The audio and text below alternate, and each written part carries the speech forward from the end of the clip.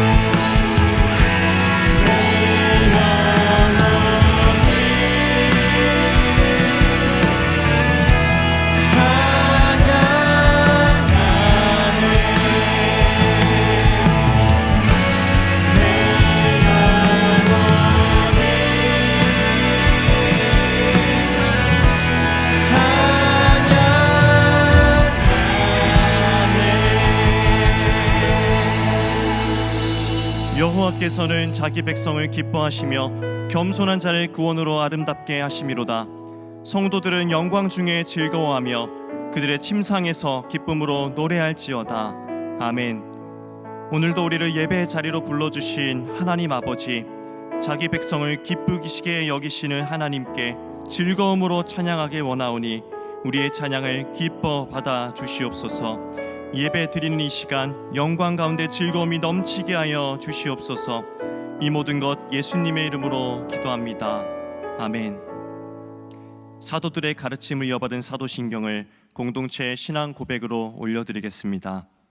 전능하사 천지를 만드신 하나님 아버지를 내가 믿사오며 그 외아들 우리 주 예수 그리스도를 믿사오니 이는 성령으로 잉태하사 동정녀 마리아에게서 나시고 본디오 빌라도에게 고난을 받으사 십자가에 못 박혀 죽으시고 장사한 지 사흘 만에 죽은 자 가운데서 다시 살아나시며 하늘에 오르사 전능하신 하나님 우편에 앉아 계시다가 저리로서 산자와 죽은 자를 심판하러 오시리라. 성령을 믿사오며 거룩한 공회와 성도가 서로 교통하는 것과 죄를 사하여 주시는 것과 몸이 다시 사는 것과 영원히 사는 것을 믿사옵나이다. 아멘.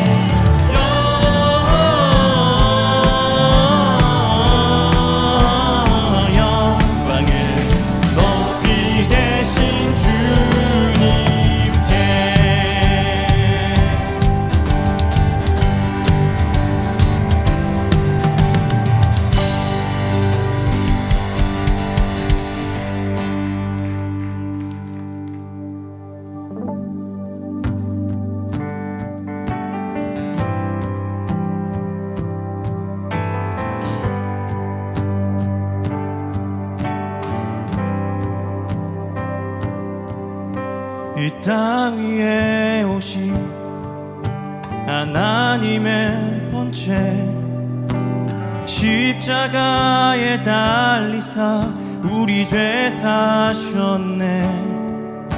하나님이 그를 지극히 높여 모든 이름 위에 뛰어난 이름을 주사 우리 예수 이름 앞에 절하고 모든 입이 주를 시네. 영광 중에 오시 주를 보리라 선포해. 왕께 만세 존귀와 위엄을 찬양해.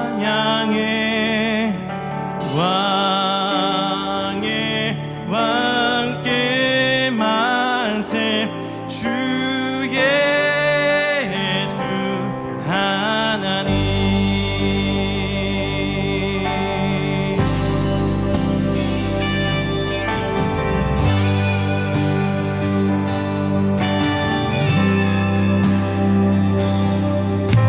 우리 고대하는 주님 오신 그날 다시 사신 망의 영광 이 땅을 비추네. 사단의 권세는 주 앞에 무너져 생명과 진리의 주 권세 가장 높도다. 우리 예수 이름 앞에 절하고 모든 입이 주를 시네. 영광 중에 오시 주를 보리라 선포해. 왕께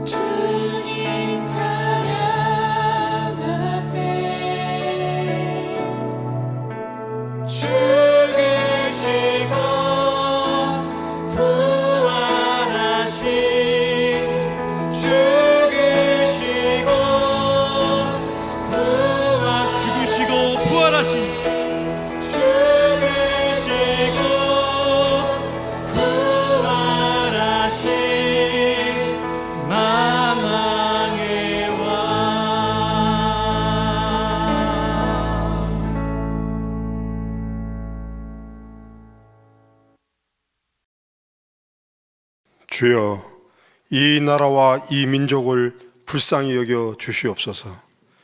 역사의 주관자 되신 주님, 위기에 처한 이 나라와 이 민족을 성령의 은혜로 지켜 주시옵소서. 한 해를 마무리해 가고 있는 12월에 불어닥친 계엄과 탄핵의 광풍이 한 해의 모든 수고와 평안을 앗아가며 모두를 불안의 소용돌이 속으로 몰아가고 있습니다. 이러한 상황 속에서도 위정자들은 당리당략과 자신의 권력을 놓지 않으려고 혈안이고, 민심은 결국 각자의 견해로 서로를 비판하고 상대를 업신여기며 목소리를 높이고, SNS와 언론은 서로를 갈라치고 이를 더 부추기는 듯 합니다. 주님, 하지만 이들의 모습 속에 우리의 얼굴이 있다는 사실을 고백하며 회개합니다. 우리는 서로를 존중하지도 용납하지도 않았고 기도하지도 사랑하지도 않았습니다. 서로 다르면 미워했고 정죄하고 대화조차 하려 하지 않았습니다. 주님, 이 시간 주의 백성들이 진정으로 회개하게 하시고 하나님의 주권을 전적으로 인정하고 영적인 힘을 회복하여 죽어가는 영혼들을 위하여 기도하게 하여 주시옵소서. 주의 은혜로 이 나라에 참 생명의 빛이 비춰지게 하시고 진리의 영광이 살아 역사하는 축복을 누리게 하여 주시옵소서. 주님, 2024년도를 힘겹게 마무리하고 계신 우리 혜성의 성도님들을 위해 기도합니다. 올 한해는 유독 큰 병마의 고통과 싸우고 계시는 성도님들이 많은 한 해였습니다. 그들을 고통의 수렁에서 건져주시고 큰 위로를 내려 주시옵소서. 주님, 이 불안한 전국이 속히 안정이 되어 2025년도에는 우리 성도님들 건강의 문제, 경제적 문제, 다양한 관계의 문제들도 나아지고 회복되는 희망의 한 해를 맞이하고 보낼 수 있게 은혜 내려 주시옵소서. 주님, 2025년 혜성교회 각 기관과 위원회와 목자로 세워진 일꾼들을 위해 기도합니다. 주의 몸된 교회를 위하여 지체의 역할을 잘 감당하게 하시고 성령의 역사하심 안에서 전도와 선교와 봉사와 교육, 주의 일을 할 때마다 하나님의 영광이 드러나게 하시고 봉사의 기쁨을 누리는 귀한 복을 내려 주시옵소서. 우리의 열심 있는 기도와 찬양, 말씀에 대한 충성으로 예배가 더욱 뜨겁게 살아나게 하시고 믿지 않던 자들로 이 예배당이 가득 차고 넘치게 하여 주시옵소서. 주님, 이 시간 담임 목사님의 은혜의 말씀을 통하여 우리의 생명의 떡, 생명의 물, 생명의 참빛 되시는 예수님을 더욱 깊이 알게 하시고 큰 은혜의 시간이 되게 하여 주시옵소서. 담임 목사님의 건강을 지켜주시고 그의 목회 사역을 지지하고 지원할 당회와 중직자들과 성도들이 더욱 넘쳐나게 하여 주시옵소서. 지금 이 시간도 미지의 선교 현장에서 주의 이름을 전하고 계신 선교사님들과 미래자립 교회 목회자님들을 위해 특별한 은혜를 내려주시고 우리의 기도와 찬양팀의 영혼의 찬양을 기쁘게 받아 주시옵소서. 이 모든 말씀 우리의 유일한 구원의 길 되시는 예수님의 이름으로 기도드립니다. 아멘. 오늘 우리에게 주시는 하나님의 말씀은 요한복음 10장 7절부터 12절까지의 말씀입니다. 화면을 참고하시어 교독하시겠습니다. 그러므로 예수께서 다시 이르시되 내가 진실로 진실로 너희에게 말하노니 나는 양의 문이라. 나보다 먼저 온 자는 다 절도요 강도니 양들이 듣지 아니하였느니라. 내가 문이니 누구든지 나로 말미암아 들어가면 구원을 받고 또는 들어가며 나오며 꼴을 얻으리라. 도둑이 오는 것은 도둑질하고 죽이고 멸망시키려는 것뿐이요 내가 온 것은 양으로 생명을 얻게 하고 더 풍성히 얻게 하려는 것이라. 나는 선한 목자라. 선한 목자는 양들을 위하여 목숨을 버리거니와 삭구는 목자가 아니요 양도 제 양이 아니라. 이리가 오는 것을 보면 양을 버리고 달아나나니 이리가 양을 물어가고 또 해치니라. 아멘.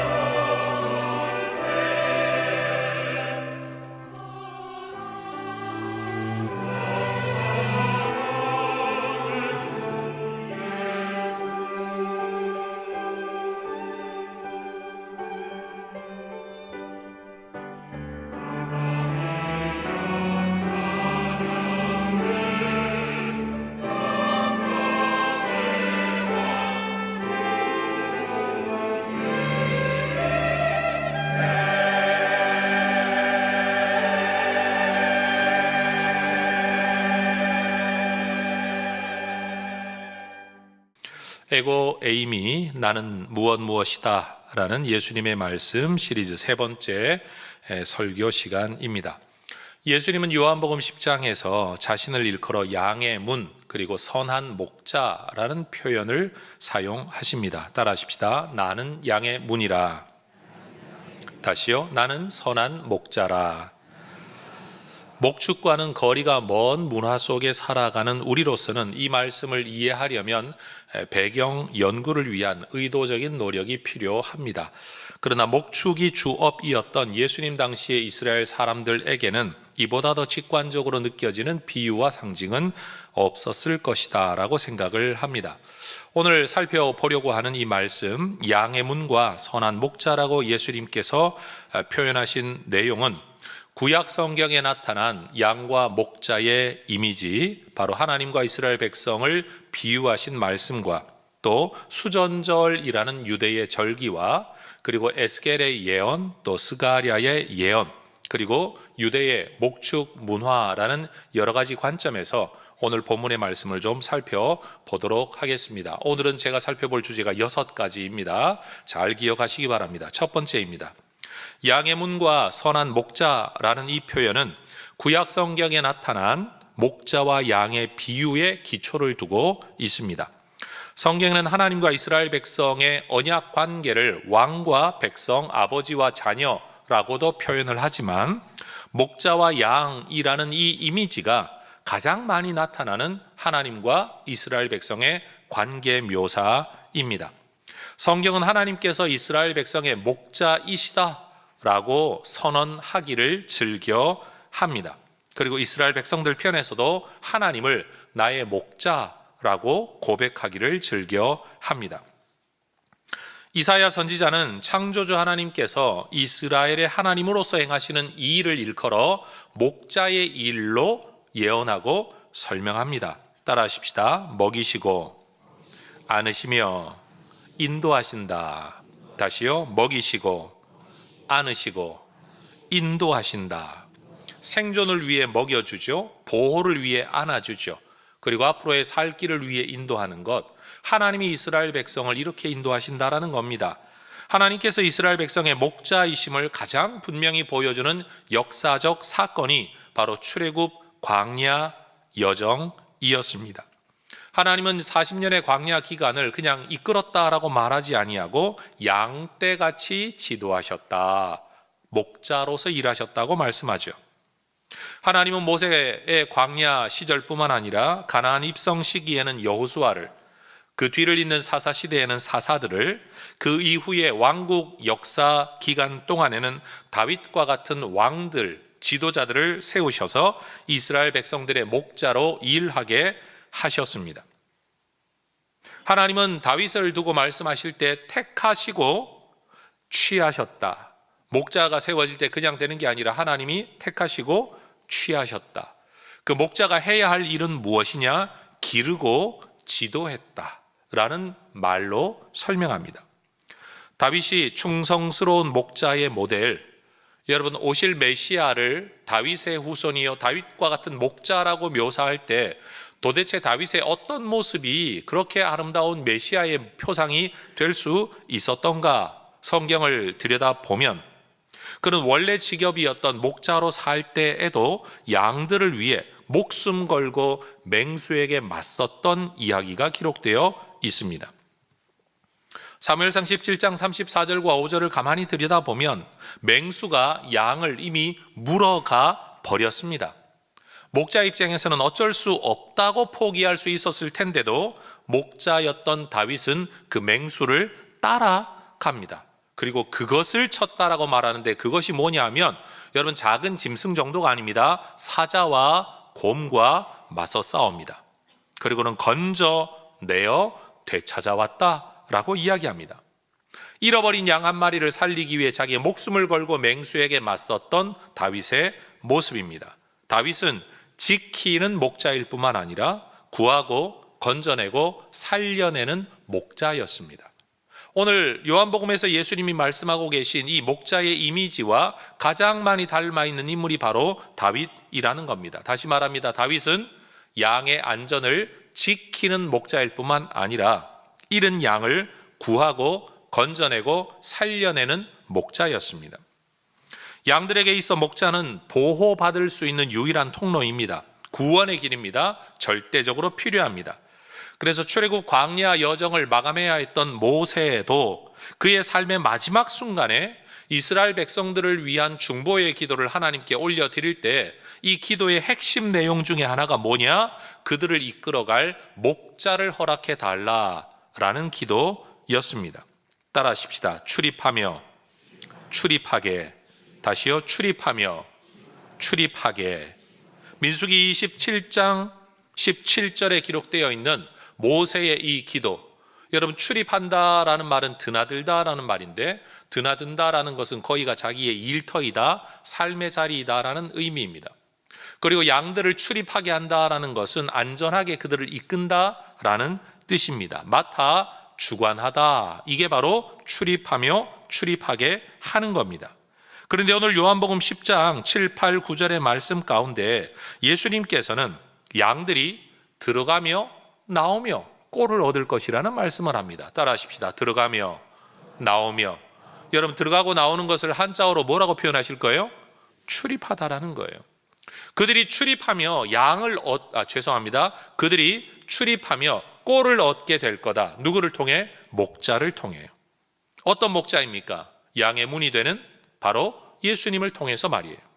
그러니 예수님이 사용하고 계신 모든 이미지, 비유들이 어느 날 갑자기 생각하고 창의적으로 만들어내어 설명된 게 아니라 사실은 하나님이 그동안 해오셨던 모든 말씀들과 예언들 위에 지금 예수님께서 그것을 이루어가고 계신 분으로 설명하고 계시다라는 겁니다.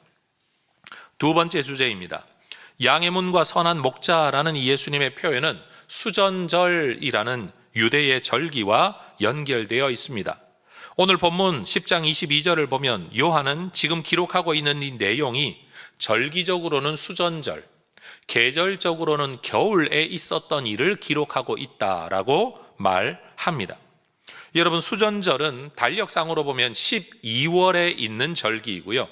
24절기 가운데 밤이 가장 길다라고 여겨지는 동지, 그 어간에 있었던 절기입니다.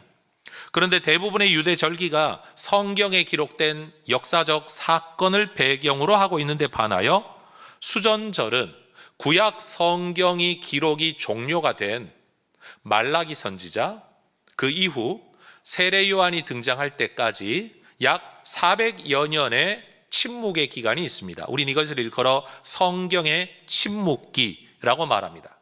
천지 창조로부터 마지막 선지자 말라기까지의 이야기가 성경에 기록되어져 있죠. 그리고 세례 요한으로부터 시작되어지는 신약의 이야기가 언급이 되는데 요 사이에 끼어 있는 요 400여 년 어간에 있었던 한 사건을 계기로 만들어진 절기가 바로 수전절입니다. 그 배경은 이러합니다. 여러분 그 당시에 유대 지역은 페르시아 제국의 지배하에 있었습니다. 그런데 알렉산더 대왕의 동방 정복을 통해서 주전 332년에 이 지역, 유대를 비롯한 이 수리아 전체 지역이 헬라 제국으로 넘어가게 됩니다. 이전에는 페르시아 제국이 대제국이었는데 여러분 헬라에 의하여 망하고 헬라가 그 지역을 통치하게 되었다라는 겁니다.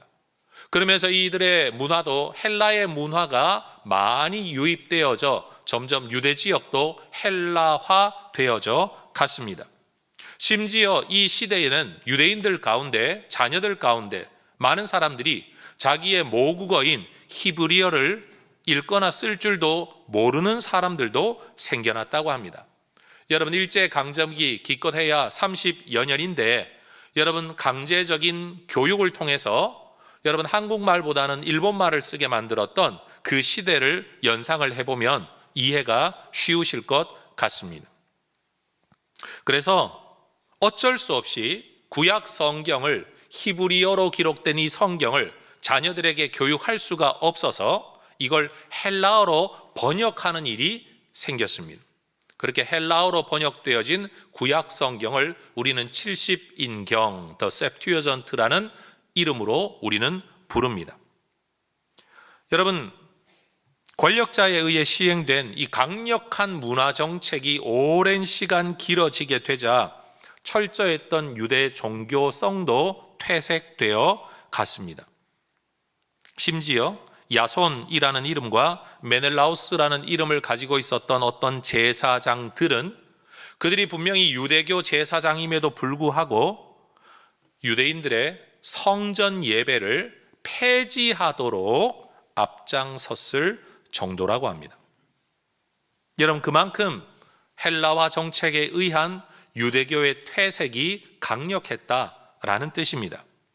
특별히 알렉산더의 통치 아래에서 이 시리아 지역, 유대를 비롯한 이 메소포타미아 강 유역을 통치하고 있었던 셀레우코스 왕조, 그 왕조의 8번째 왕 안티오쿠스 에피파네스 4세라는 사람은 이 헬라 문화화 작업, 헬라 종교화 작업을 아주 강력하게 시행했던 왕인데, 주전 168년에 이 사람은 유대 예루살렘 성전에다가 제우스 신상을 세웁니다.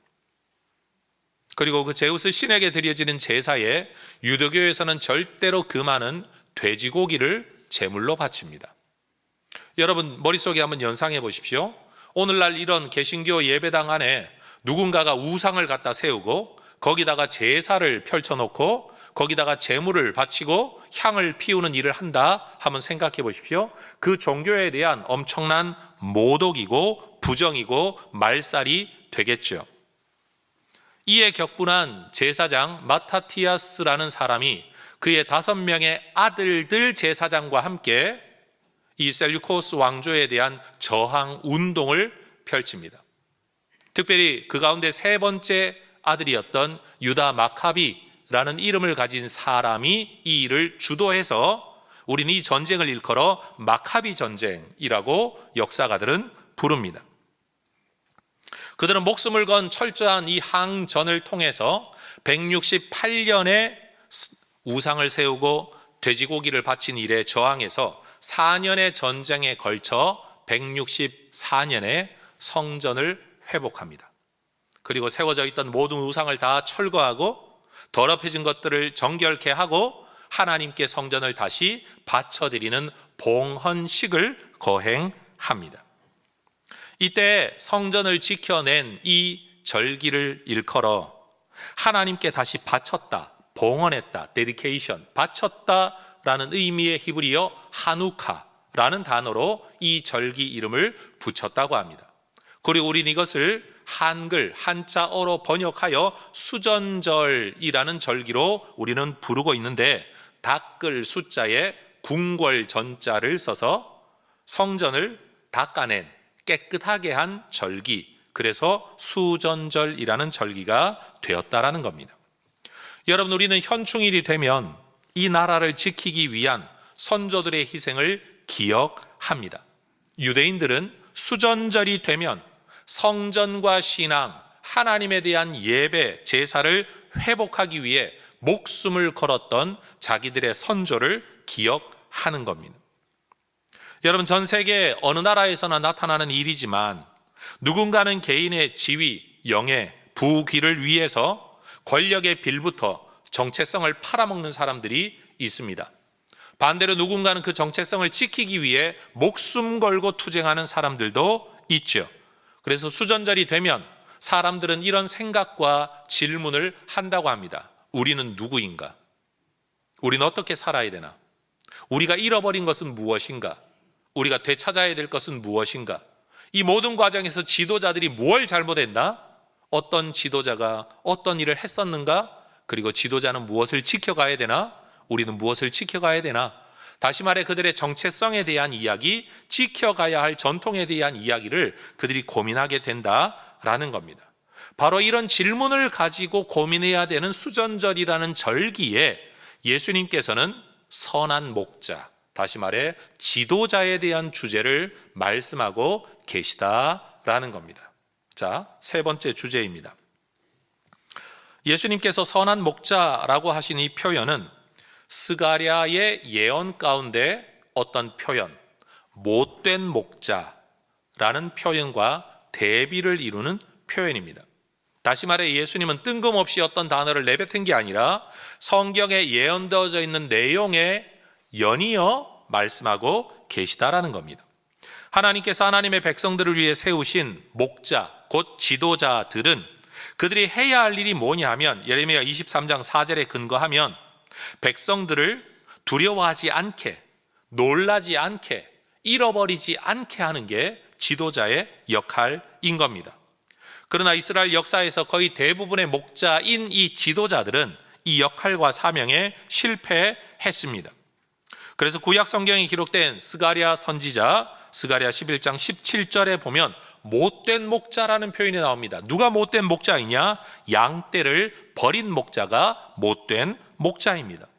그럼 양떼를 버린다는 게 무엇을 의미하느냐? 바로 앞에 있는 스가랴 11장 16절에 보면 없어진 자를 마음에 두지 아니하며 흩어진 자를 찾지 아니하며 상한 자를 고치지 아니하며 강건한 자를 먹이지 않는 자, 이게 바로 못된 목자의 모습이라는 겁니다. 하나님은 이렇게 못된 목자, 악한 목자를 책망하시죠. 에스겔의 예언에도 보면 34장 4절에서 6절에 이런 구절이 나옵니다. 너희가 그 연약한 자를 강하게 아니하며 병든 자를 고치지 아니하며 상한 자를 싸매주지 아니하며 쫓기는 자를 돌아오게 하지 아니하며 잃어버린 자를 찾지 아니하고 다만 포악으로 그것들을 다스렸도다. 목자가 없으므로 그것들이 흩어지고 흩어져서 모든 들짐승의 밥이 되었도다. 내 양떼가 모든 산과 높은 맷뿌리에마다 유리되었고 내 양떼가 온 지면에 흩어졌으되 찾고 찾는 자가 없었도다. 스가랴의 예언이나 에스겔의 예언에서나 지도자들이 제대로 된 역할을 하지 못하므로 백성들이 유리방황하고 있는 모습이 이렇게 묘사되어 있고, 이런 지도자들을 일컬어 못된 지도자, 못된 목자라고 성경이 말하고 있는 겁니다. 예수님께서 오늘 본문 11절에서 자신을 일컬어 선한 목자라고 말씀하실 때는 바로 이러한 이미지를 가지고 와 이런 모습이 아닌 진짜 목자의 모습으로 자신을 선언하시는 겁니다. 잃어버린 자를 찾지 않는 것이 여러분 스가랴, 에스겔에 나오는 못된 목자의 모습이라면 예수님이 이렇게 말씀하시죠. 99마리를 들에 두고 잃어버린 한 마리 양을 찾아가는 예수님의 비유의 이야기는 여러분 그냥 나온 이야기가 아니라는 겁니다. 바로 이런 예언에 근거한 예수님의 모습을 설명하는 거죠. 더불어 예수님은 요한복음 10장 12절과 13절에 보면 삭군이라는 표현도 쓰고 계신데 이게 바로 못된 목자들의 모습인 겁니다. 근데 중요한 건 유대인들이 수전절 절기가 되면 바로 이 에스겔서 34장, 제가 방금 인용했던 이 성경을 표준 낭독 본문으로 삼는다라는 겁니다. 다시 말하면 수전절 절기가 되면 모든 유대인들이 이 성경을 읽었다라는 겁니다. 왜 그랬을까요? 에스겔서 34장을 읽어가다가 보면 거기에는 하나님께서 못된 목자 천지인 이 세상 속에서, 모두가 못된 목자 지도자로만 살아가고 있는 이 세상 속에서 하나님이 약속하시는 선한 목자에 대한 예언이 나오기 때문입니다. 내가 한 목자를 그들 위에 세울 거다. 다윗과 같은 목자를 내가 세울 거다라는 것. 유대인들은 이 에스겔서의 말씀을 읽으면서 믿을만 하지 못한 정치 지도자, 자기 배만 채우는 권력자, 못된 목자들로 인해 탄식하라고 또는 반대하는 정치 집회를 하라고 이 구절을 읽은 게 아닙니다. 하나님께서 다윗의 자손 가운데 분명히 그 선지자도 일으킬 것이고 목자도 일으킬 것이고 메시아도 일으킨다고 하는 이 모든 게 한 분을 지칭하는 예언인 거죠. 이 믿음을 그들이 붙들면서 때가 되면 하나님께서 일으키시리라고 예언하신 하나님의 목자가 올 것을 그들은 기대했다. 그리고 대망하고 기다렸다라는 뜻입니다.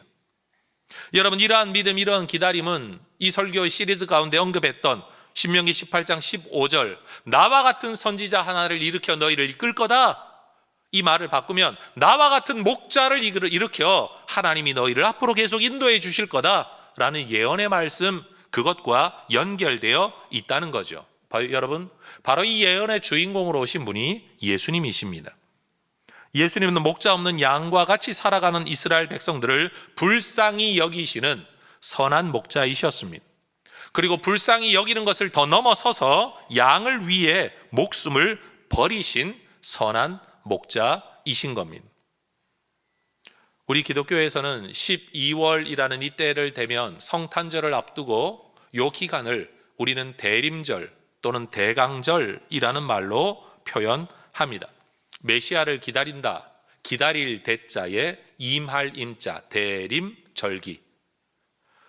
내릴 강자를 쓰면 내려오실 그분 메시아를 기다리는 절기, 대강절. 따라하십시다. 대림절, 대강절. 지금 우리는 이 대림절과 대강절의 기간을 보내고 있습니다. 근데 여러분, 수전절이라는 절기를 생각하면 오늘 우리하고는 아무 상관이 없는 유대 역사 이야기죠. 그러나 그 내용을 들어가 보면 이 수전절이라는 절기를 통해 그들이 뭘 기다렸냐라는 거예요.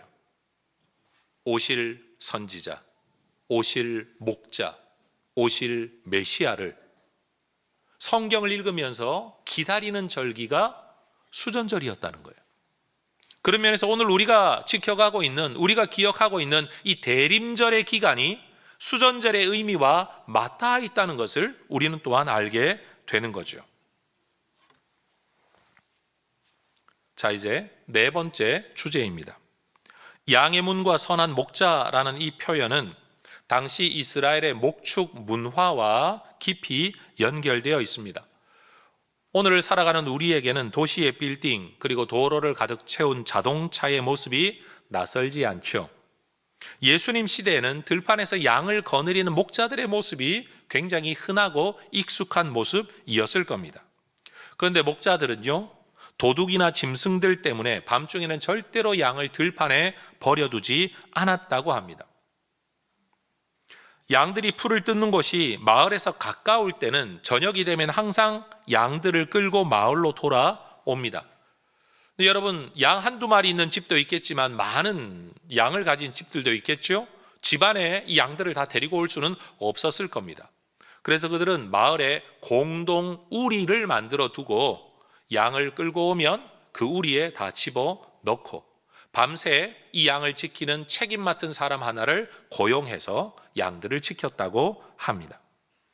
때로 계절이 바뀌어서 아주 긴 기간 동안 동네 산에서는 풀을 뜯게 할 수가 없기 때문에 멀리까지 나아가야 했을 때는 이 긴 기간 동안 목자가 밤낮으로 양을 지켜야만 했습니다. 들판에서 야영을 해야만 되었죠. 그때도 저녁이 되면 들판에 양들을 둘 수가 없는 겁니다. 왜냐하면 들짐승이 어떻게 올지 모르기 때문에. 그래서 그 들판 가운데에서도 뭔가 좀 오목한 곳, 동굴 같은 곳, 뭔가 막혀져 있는 곳에다가 양들을 몰아놓고 그 입구되는 쪽에 목자가 누워 자거나 해서 양들이 드나들지 못하게 했었다고 합니다. 때때로 동굴에 이런 양을 몰아갈 때는 여러분, 한 목자가 자기 양들만 넣을 때도 있지만 인근에서 풀을 뜯던 여러 목자들이 양들을 다 한꺼번에 그 동굴 안에 모아놓기도 했었다고 합니다. 근데 문제는 그 다음날 아침이 되면 여러분, 양들이 다 섞여 있는데도 불구하고 이 목자는 이쪽에서 저 목자는 저쪽에 서서 자기가 내는 자기만의 소리를 양들을 향해 내면 양들이 그 소리를 듣고 자기 목자 쪽으로 모여들어 저절로 구분이 이루어졌다라는 거예요. 예수님도 오늘 본문 10장 4절과 5절에서 말씀하세요. 양은 목자의 소리를 알고 자기 목자의 소리에 반응한다라는 건 바로 이러한 목축 문화, 양들의 습성에서 나온 말씀인 거죠. 예수님께서 그동안 행하셨던 모든 표적들은 사실은 예수님이 오실 목자이시다라는 것을 보여주는 약간의 사인의 소리였습니다. 예수님이 그동안 공생의 기간 동안 행하셨던 모든 가르침과 기적들은 내가 목자다라는 것을 계속해서 사인 보낸 소리였다라는 겁니다. 오늘 본문 24절을 보면 유대인들이 예수님을 애워쌉니다. 엄청난 압박이죠. 그러면서 언제까지 우리를 의욕하게 할 것이냐, 똑바로 좀 말해봐라, 확실하게 말씀 좀 해주세요 라고 요구합니다. 근데 놀라운 건 30절의 말씀을 보면 예수님께서 나와 아버지는 하나이니라. 지난 설교에서 아들은 아버지의 계승자이기 때문에 언젠가 아버지의 자리에 가지만 그렇지만 사실 현실적으로도 아버지와 다르지 않은 존재라고 설명드린 바가 있습니다. 예수님이 지금 하나님을 아버지라고 부르니 표현은 하지 않았지만 나는 지금 아들이라는 것을 이미 언급하고 계신 거고, 아들인 나는 아버지 하나님과 하나이다 라고 지금 분명하게 말씀하신 겁니다. 똑바로 말해달라 그래서 똑바로 말을 했더니 사람들의 반응이 뭡니까? 31절, 돌을 들어 예수님을 쳐 죽이려고 달려듭니다. 그들은 분명한 말을 들으려고 예수님께 요구했지만 분명한 예수님의 말씀을 받아들이지 못합니다. 우리가 다 그렇죠. 다른 사람에게 똑바로 말 좀 해봐, 말 좀 해봐 라고 말하지만 우리가 그 말을 하는 이유는 네가 말하는 대로 내가 받아들일 게가 아니라 내가 듣고 싶은 이야기를 좀 해봐. 그래서 내가 받아들일 수 있는 말을 하면 좋은 사람이 되는 거고, 받아들일 수 없는 말을 하면 적이 되는 거. 오늘 이 시대도 마찬가지죠. 여러분, 탄핵 문제를 두고도 여러분은 저한테 이런 질문 하실지도 몰라요. 목사님 어떻게 생각하세요? 그럴 때 저는 절대 대답하지 않죠. 왜냐하면 전혀 다른 두 부류의 성도들이 이 자리에 계실 것이기 때문에, 제가 무슨 말을 하는 그 순간 원수가 될 수도 있기 때문에. 여러분, 이게 사람들이 가지고 있는 습성인 거예요. 유대인들은 예수님이 분명한 메시아라는 사실을 듣고 싶어 하면서도 듣고 싶어 하질 않았어요. 이게 사람들의 반응이에요.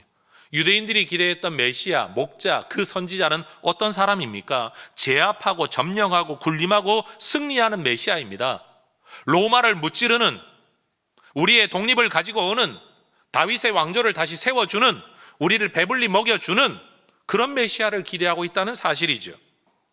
그런데 하나님께서 뜻하셨던 영원한 구원의 메시아는 군림하거나 차지하거나 군사적인 정치적인 독립을 만들어내는 메시아가 아니라 죄인들을 위해 대신 죽어주는 메시아였어요. 예수님께서는 사람들이 듣고 싶어하는 대답이 뭔지를 아셨지만 그 대답을 할 수가 없는 겁니다. 왜냐하면 이미 그 단어가 오염되어 있어 내가 그 대답을 하는 순간 이 사람들은 자기 방식으로 이해를 할 것이기 때문에, 그래서 예수님께서 애둘러 계속 말씀하고 계신 거예요. 여러분, 예수님을 향한 우리의 기대가 과연 정말로 예수님께서 우리에게 주시는 것을 그대로 받기 위한 기대인지, 듣고 싶어 하는 말을 들으려고 지금 달려들고 있는지를 돌아보아야 합니다. 교회와 예배를 드릴 때 아마 여러분은 듣고 싶은 설교가 있으실 겁니다. 그러나 주의해야 합니다. 듣고 싶은 설교를 쫓아다니다가 보면 들어야 할 설교를 듣지 않고 받아들이지 않게 됩니다. 마치 예수님이 그러하셨던 것처럼 분명한 하늘의 진리를 말씀하셨는데 사람들의 반응은 돌을 들어 쳐 죽이려고 달려들었던 것처럼, 듣고 싶어요, 말씀해 주세요, 분명하게 말씀해 주세요 라고 말해놓고도 오히려 듣지 않고 받아들이지 않았던 이 사람들의 모습이나, 오늘날 교회 안에서 하나님의 말씀, 은혜의 말씀을 이야기하고는 있지만 정작 듣고 싶은 이야기만 들으려고 하지, 내가 듣고 싶어 하지 아니하는 이야기를 조금만 하면 우리 목사님이 말이 세다, 사랑이 없다, 우리 목사님은 어떻다 라고 말을 하며 오히려 그것을 반대하는, 심지어 오늘날 정치적 문제 때문에 너무 극단화되어져 있는 이 사회, 교회 속에서 목사님들이 정치에 대한 아주 비슷한 표현만 해도 여러분 자리에서 일어나 예배당을 박차고 나가는 이런 사람들이 교회 안에도 존재하고 있다는 사실은 저는 매우 우려스럽게 바라볼 수밖에 없다는 거예요. 양들이 목자의 소리를 알아듣지 못하거나 무시하는 건 그 소리를 내는 목자가 자기 목자가 아니기 때문이죠.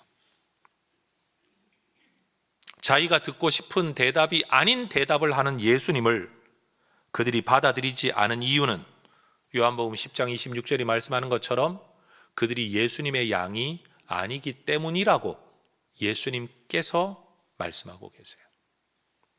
여러분, 주의 음성을 알아듣는 주의 양들 되시기를 주의 이름으로 축원합니다.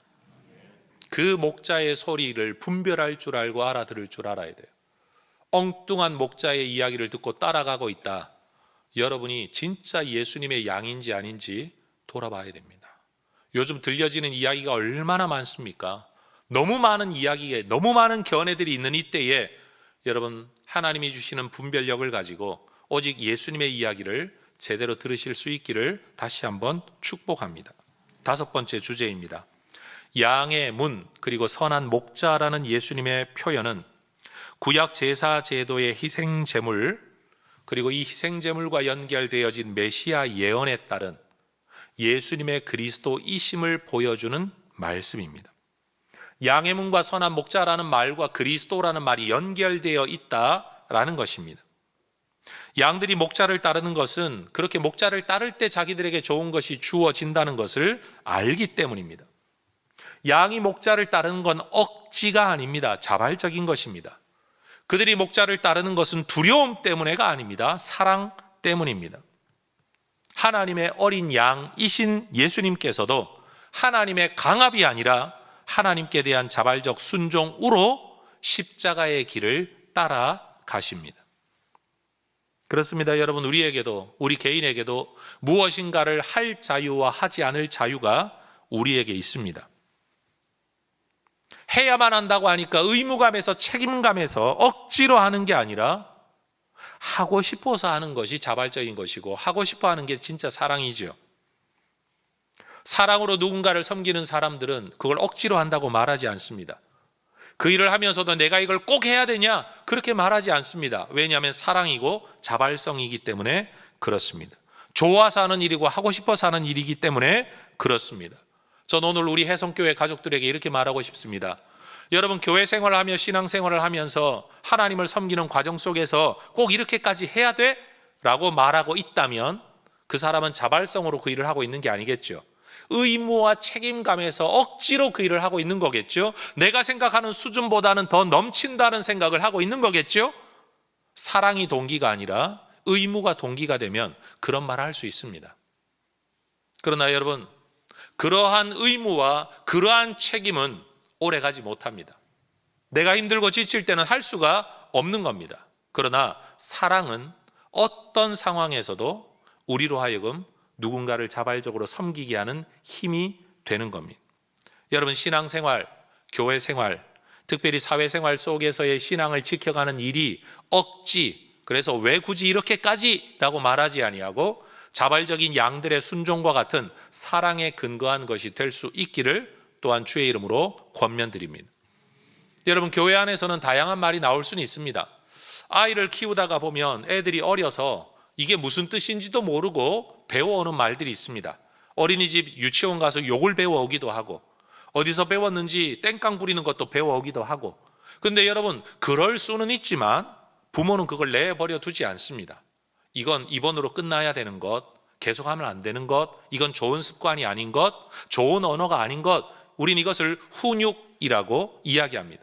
잘 훈육을 해야 됩니다.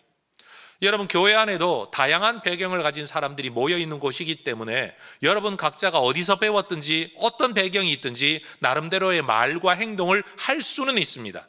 그러나 저는 목사로서 여러분을 올바로 훈육해야 될 책임이 있는 목자입니다. 할 수 있는 말이지만 계속하면 안 되는 말이 있습니다.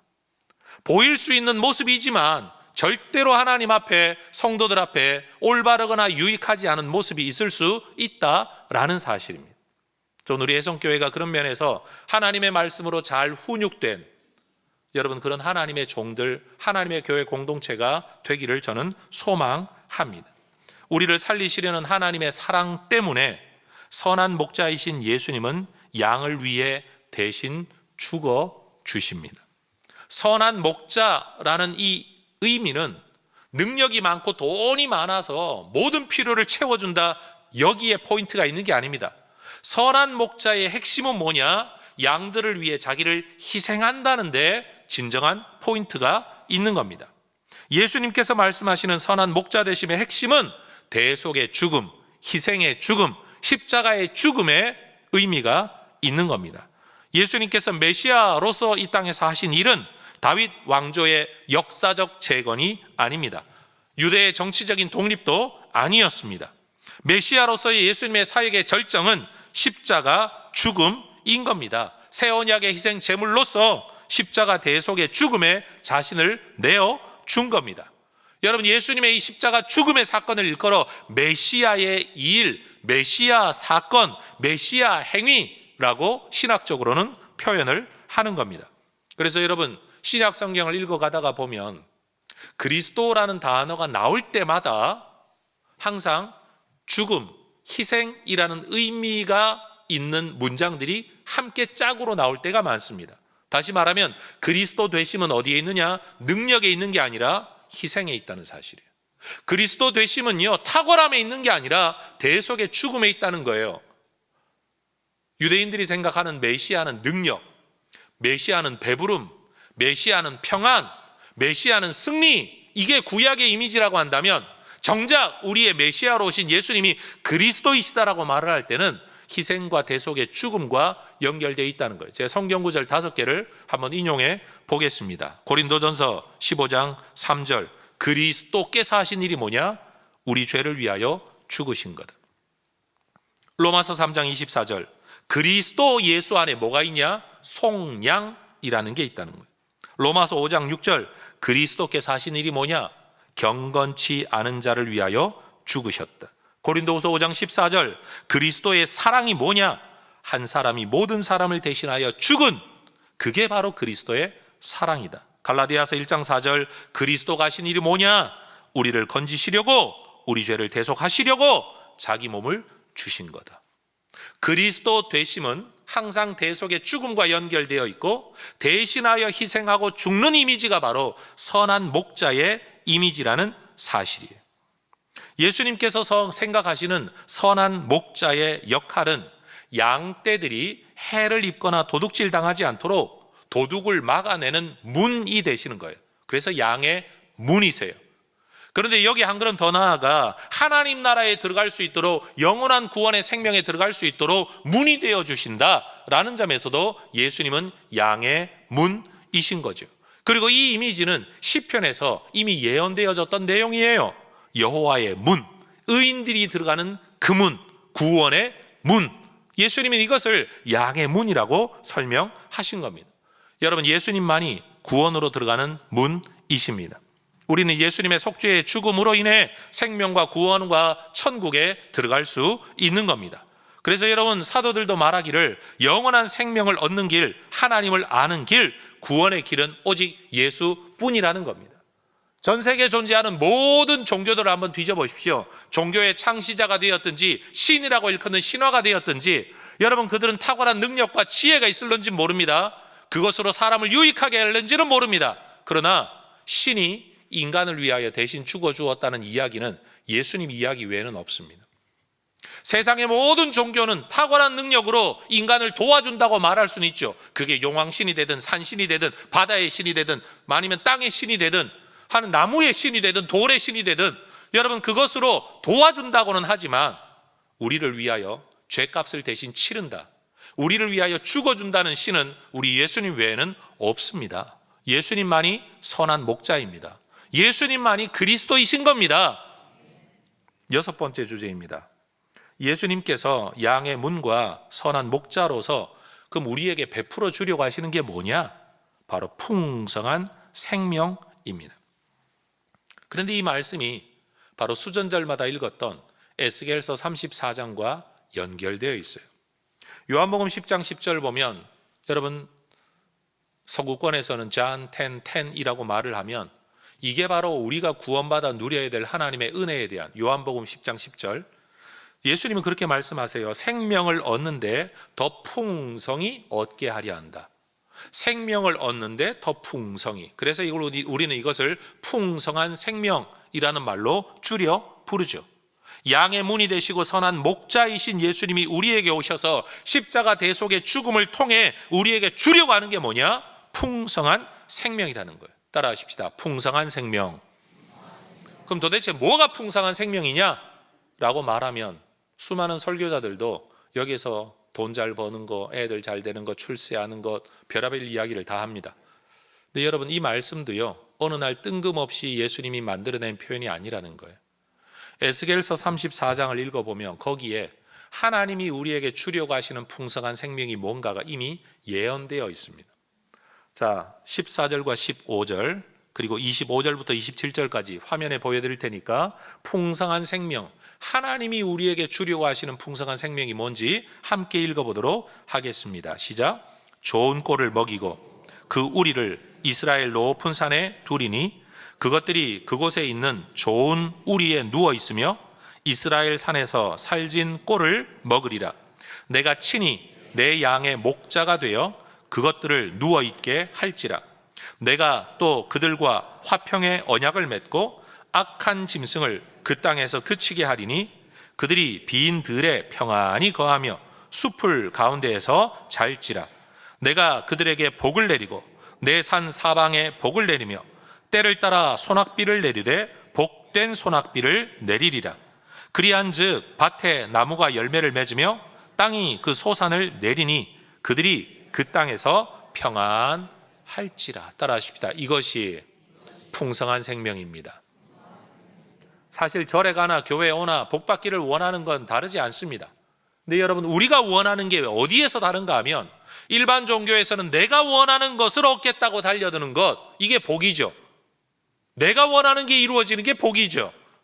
그러나 우리 성경을 믿는, 하나님을 믿는 사람들의 복은 뭐냐?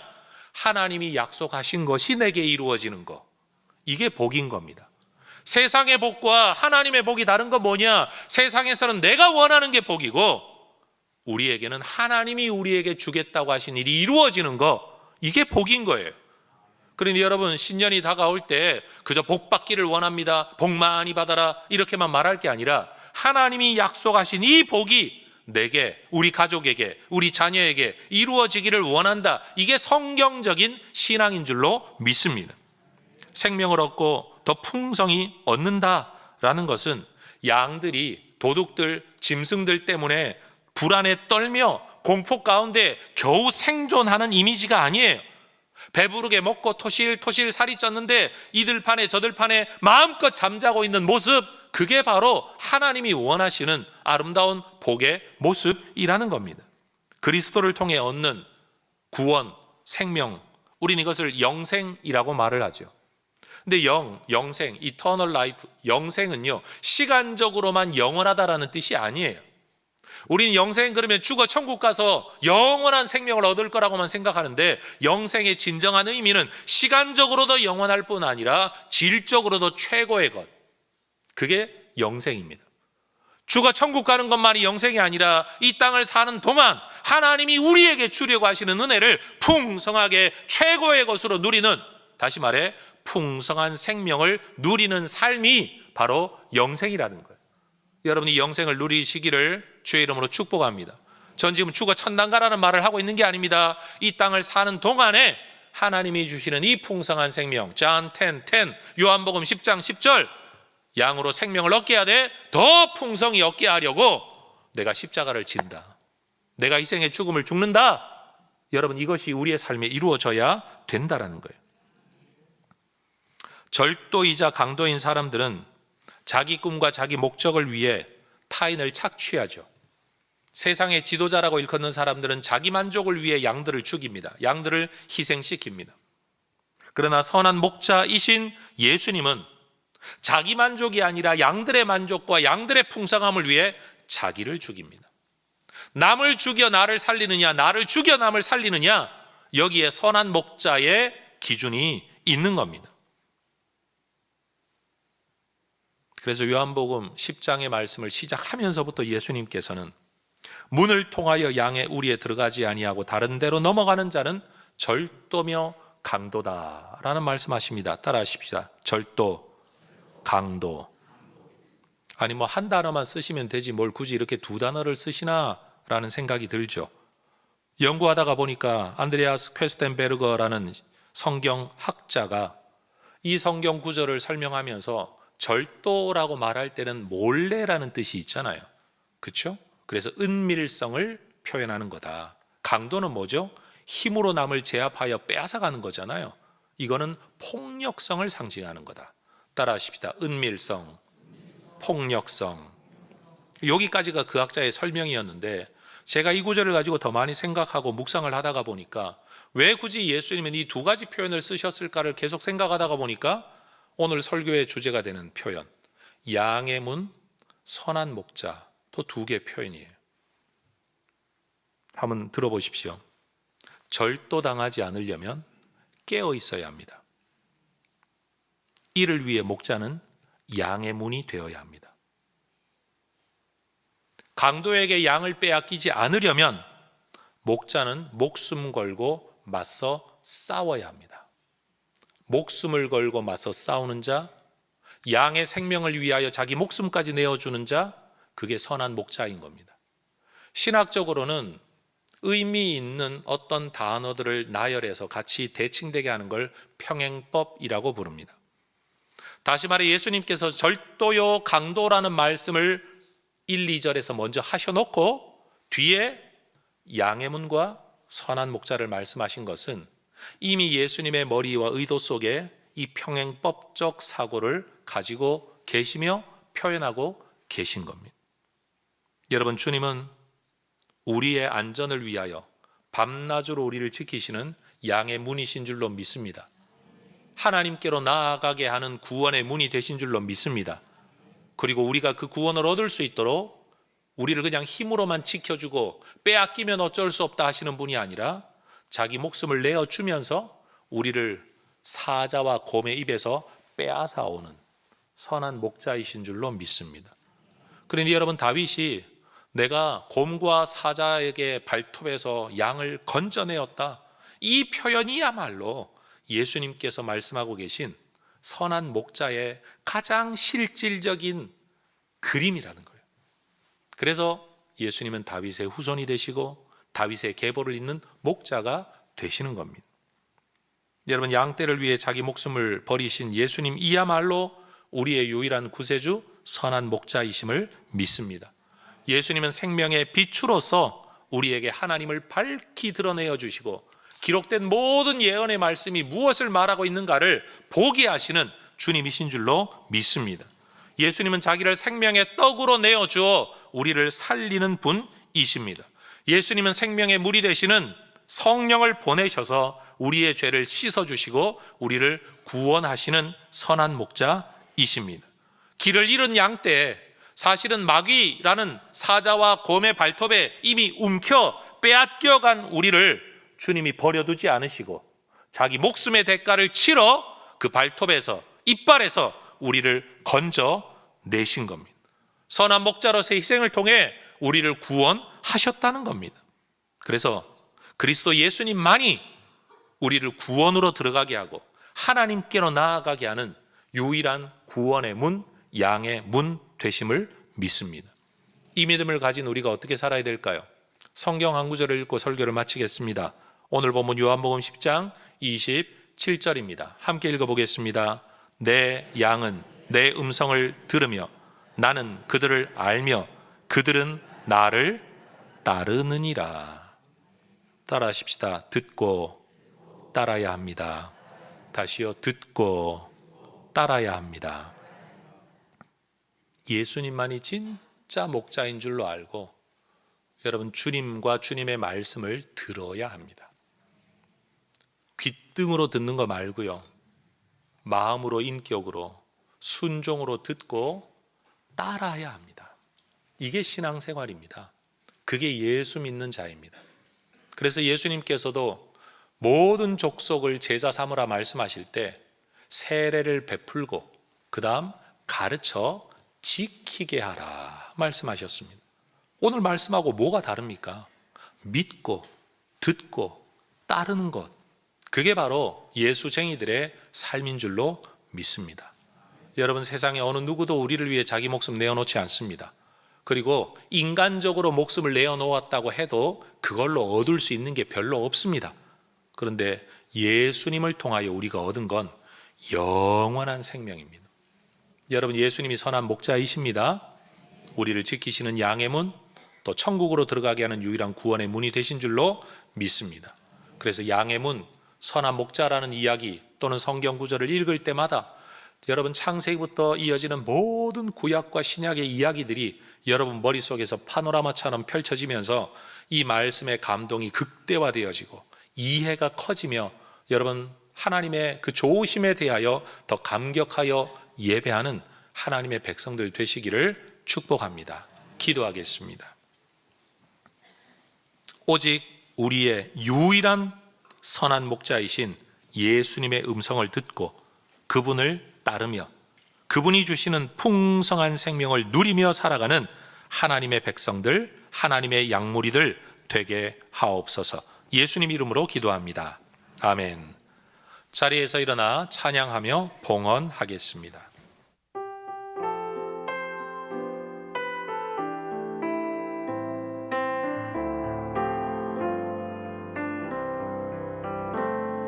선한 목자 되신 우리 주 항상 인도하시고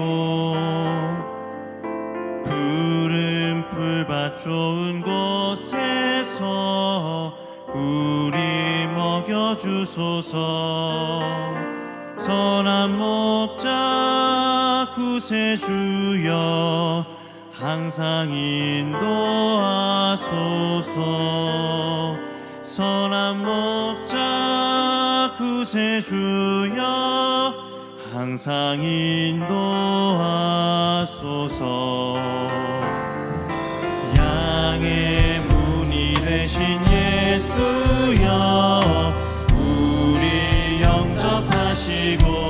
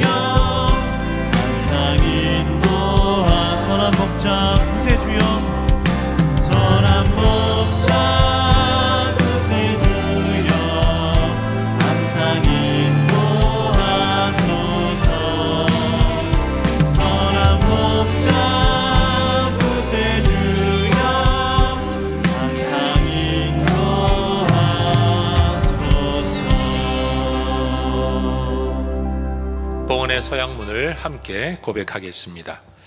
우리를 영원한 죽음에서 건져내신 전능하신 하나님께서 내 삶과 소유의 주인이심을 고백합니다. 은혜로 채워주시는 모든 것들을 지혜로운 청지기로 바르게 사용하겠습니다. 살아가는 동안 물질의 어려움이 있더라도 합력하여 선을 이루시는 아버지 하나님을 더욱 의지하겠습니다. 하나님 나라와 교회 공동체를 세워가는 일에 몸과 마음과 물질로 기쁘게 헌신하겠습니다. 내 삶의 필요를 따라 좋은 것으로 넘치도록 후히 베풀어 주실 하나님을 기대합니다. 아멘. 양의 문이 되시고 선한 목자가 되신 주님, 주님의 희생, 은혜 안에 우리가 풍성한 생명을 누리게 되기를 원합니다. 오직 믿음 안에, 오직 순종 안에, 그 목소리를 듣고 따름 안에서만 이루어지는 이 삶을 하나님 우리가 살아가게 하시고 또한 누리게 하옵소서. 돈의 문제, 직업의 문제, 인간관계의 문제, 하나님 세상 정세의 혼란함의 모든 문제들이 우리를 힘들게 합니다. 주님, 오직 목자는 주님밖에 없음을 믿고 세상 정치인에 너무 과도한 기대를 걸지 않게 하시고, 하나님 이럴 수도 있고 저럴 수도 있고 또 실패할 수 있는 세상 지도자가 진리인 양 목소리 높이지 않게 하시고, 오직 영원한 주님, 예수님 붙들고 마땅히 주어진 우리의 책임을 감당하며 선한 그리스도인과 선한 시민으로 이 땅의 삶을 잘 살아가는, 자기 책임을 다하는 하나님의 백성들이 되게 하여 주시옵소서. 이 모든 삶의 과정 속에서 주님 베푸시는 은혜, 하나님 풍성한 생명의 은혜를 우리 혜성의 가족들이 누리게 하시옵소서. 예수님의 이름으로 기도합니다. 아멘. 양의 문이시며 선한 목자이신 주 예수 그리스도의 은혜와 그 아들을 통하여 우리를 받아주시고 풍성한 생명을 허락하시는 아버지 하나님의 사랑하심과 그 길 떠나지 않고 그 길 안에서 살 수 있도록 우리를 인도하시고 깨우치시는 성령 하나님의 역사하심이 오늘 주님 앞에 예수 그리스도를 붙들고 믿음의 은혜 누리며 살기를 소망하는 우리 모든 혜성의 가족들 위해 이제와 영원토록 함께 있을지어다. 아멘.